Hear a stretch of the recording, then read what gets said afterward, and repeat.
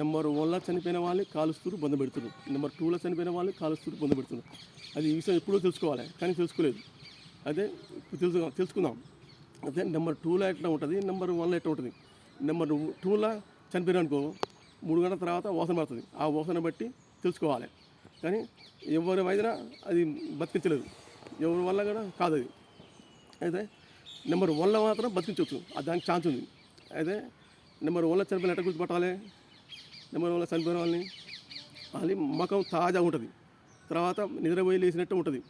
ఇంకోటి ఒక ఇంత అర్థం కాకపోతే గుండు చూసి పెట్టి వత్తాలి, రక్తం వెళ్తుంది, అట్లా గుర్తుపట్టాలి. లేకపోతే కుక్కకు ట్రైనింగ్ ఇవ్వాలి. కుక్క ట్రైనింగ్ ఇస్తే దాని కూడా తెలుసు, దాని కూడా వాసన బట్టి గుర్తుపడుతుంది. అదేవిధంగా ఇట్లా కూడా తెలియదు అనుకో, ల్యాబ్ పోతే వాళ్ళు చెప్తారు గంట కింద చచ్చిరా, 2 గంటల కింద చచ్చిరా అని వాళ్ళు చెప్తారు.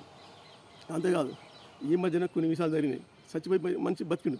ఎట్లా బతికిండు, ఏ విధంగా బతికిండు, నెంబర్ 1లో చనిపోయాడు కాబట్టి బతికిండు అంతే.